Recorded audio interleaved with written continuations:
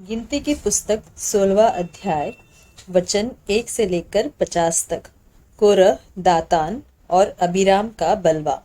कोरह जो लेवी का परपोता, कहात का पोता और इसहार का पुत्र था, वह एलियाब के पुत्र दातान और अबीराम और पेलेत के पुत्र ओन, इन तीनों रूबेनियों से मिलकर मंडली के 250 प्रधान जो सभासद और नामी थे, उनको संग लिया और वे मूसा और हारून के विरुद्ध उठ खड़े हुए और उनसे कहने लगे, तुमने बहुत किया, अब बस करो, क्योंकि सारी मंडली का एक एक मनुष्य पवित्र है और यहोवा उनके मध्य में रहता है।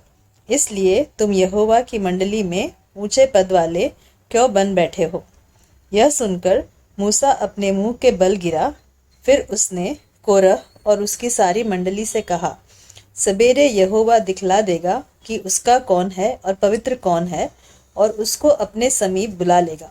जिसको वह आप चुन लेगा, उसी को अपने समीप बुला भी लेगा। इसलिए हे कोरह, तुम अपनी सारी मंडली समेत यह करो, अर्थात अपना अपना धूप दान ठीक करो, और कल उनमें आग रखकर यहोवा के सामने धूप देना। तब जिसको यहोवा चुन ले, वही पवित्र ठहरेगा। हे लेवियों, तुम भी बड़ी बड़ी बातें करते हो, अब बस करो। फिर मूसा ने कोरह से कहा, हे लेवियों, सुनो, क्या यह तुम्हें छोटी बात जान पड़ती है कि इस्राएल के परमेश्वर ने तुमको इस्राएल की मंडली से अलग करके अपने निवास की सेवा करने और मंडली के सामने खड़े होकर उसकी भी सेवा टहल करने के लिए अपने समीप बुला लिया है, और तुझे और तेरे सब लेवी भाइयों को भी अपने समीप बुला लिया है।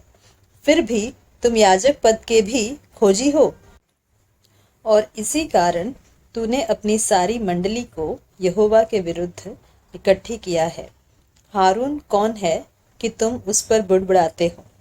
फिर मूसा ने एलियाब के पुत्र दातान और अबीराम को बुलवा भेजा, और उन्होंने कहा, हम तेरे पास नहीं आएंगे। क्या यह एक छोटी बात है कि तू हमको ऐसे देश से जिसमें दूध और मधु की धाराएं बहती है, इसलिए निकाल लाया है कि हमें जंगल में मार डाले? फिर क्या तू हमारे ऊपर प्रधान भी बनकर अधिकार जताता है? फिर तूने हमें ऐसे देश में जहाँ दूध और मधु की धाराएं बहती है नहीं पहुँचाया, और न हमें खेतों और दाख की बारियों के अधिकारी किया। क्या तू इन लोगों की आंखों में धूल डालेगा? हम तो नहीं आएंगे। तब मूसा का कोप बहुत भड़क उठा, और उसने यहोवा से कहा, उन लोगों की भेंट की ओर दृष्टि न कर। मैंने तो उनसे एक गदहा नहीं लिया, और न उनमें से किसी की हानि की है। तब मूसा ने कोरह से कहा, कल तू अपनी सारी मंडली को साथ लेकर हारून के साथ यहोवा के सामने हाजिर होना, और तुम सब अपना अपना धूप दान लेकर उनमें धूप देना। फिर अपना अपना धूप दान, जो सब समेत 250 होंगे, यहोवा के सामने ले जाना। विशेष करके तू और हारून अपना अपना धूप दान ले जाना। इसलिए उन्होंने अपना अपना धूप दान लेकर और उनमें आग रखकर उन पर धूप डाला, और मूसा और हारून के साथ मिलाप वाले तंबू के द्वार पर खड़े हुए। और कोरह ने सारी मंडली को उनके विरुद्ध मिलाप वाले तंबू के द्वार पर इकट्ठा कर लिया। तब यहोवा का तेज सारी मंडली को दिखाई दिया। तब यहोवा ने मूसा और हारून से कहा, उस मंडली के बीच में से अलग हो जाओ कि मैं उन्हें पल भर में भस्म कर डालूं। तब वे मुंह के बल गिर के कहने लगे, हे ईश्वर, हे सब प्राणियों के आत्माओं के परमेश्वर, क्या एक पुरुष के पाप के कारण तेरा क्रोध सारी मंडली पर होगा? यहोवा ने मूसा से कहा, मंडली के लोगों से कह कि कोरह, दातान और अबीराम के तंबुओं के आसपास से हट जाओ। तब मूसा उठकर दातान और अबीराम के पास गया, और इस्राएलियों के वृद्ध लोग उसके पीछे पीछे गए।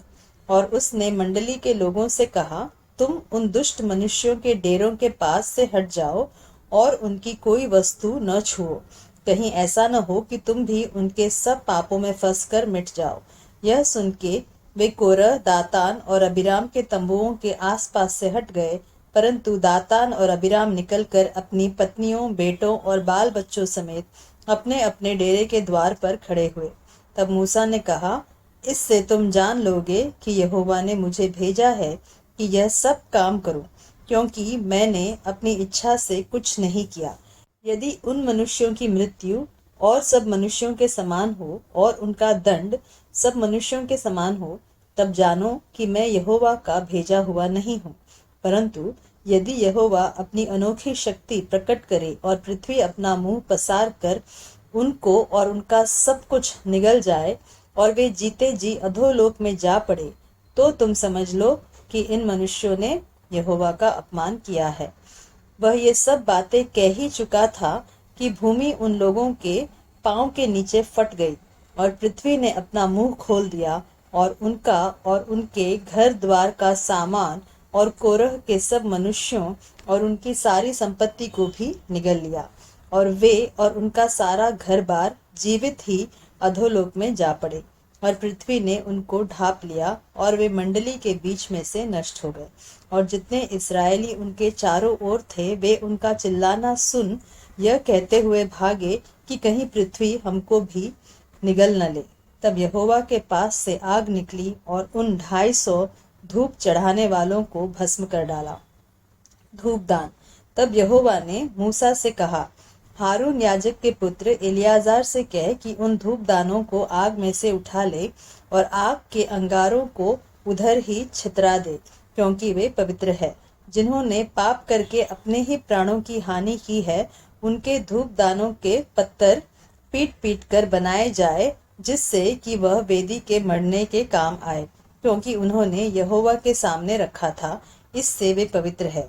इस प्रकार वह इस्राएलियों के लिए एक निशान ठहरेगा। इसलिए एलियाजार याजक ने उन पीतल के धूपदानों को, जिनमें उन जले हुए मनुष्यों ने धूप चढ़ाया था, लेकर उनके पत्तर पीट कर वेदी के मढ़ने के लिए बनवा दिए, कि इस्राएलियों को इस बात का स्मरण रहे कि कोई दूसरा जो हारून के वंश का न हो, यहोवा के सामने धूप चढ़ाने को समीप न जाए। ऐसा न हो कि वह भी कोरह और उसकी मंडली के समान नष्ट हो जाए, जैसे कि यहोवा ने मूसा के द्वारा उसको आज्ञा दी थी। इस्राएलियों में महामारी। दूसरे दिन इस्राएलियों की सारी मंडली यह कहकर मूसा और हारून पर बुड़बुड़ाने लगी कि यहोवा की प्रजा को तुमने मार डाला है। और जब मंडली के लोग मूसा और हारून के विरुद्ध इकट्ठे हो रहे थे, तब उन्होंने मिलाप वाले तंबू की ओर दृष्टि की और देखा कि बादल ने उसे छा लिया है और यहोवा का तेज दिखाई दे रहा है। तब मूसा और हारून मिलाप वाले तंबू के सामने आए। तब यहोवा ने मूसा और हारून से कहा, तुम उस मंडली के लोगों के बीच से हट जाओ कि मैं उन्हें पल भर में भस्म कर डालूं। तब वे मुंह के बल गिरे और मूसा ने हारून से कहा, धूप दान को लेकर उसमें वेदी पर से आग रखकर उस पर धूप डाल, मंडली के पास फुर्ती से जाकर उसके लिए प्रायश्चित कर, क्योंकि यहोवा का कोप अत्यंत भड़का है और मरी फैलने लगी है। मूसा की आज्ञा के अनुसार हारून धूप दान लेकर मंडली के बीच में दौड़ा गया और यह देखकर कि लोगों में मरी फैलने लगी है, उसने धूप जलाकर लोगों के लिए प्रायश्चित किया और वह मुर्दों और जीवित के मध्य में खड़ा हुआ। तब मरी थम गई और जो कोरह के संग भागी होकर मर गए थे, उन्हें छोड़ जो लोग इस मरी में मर गए वे 14,700 थे। तब हारून मिलाप वाले तंबू के द्वार पर मूसा के पास लौट गया और मरी थम गई।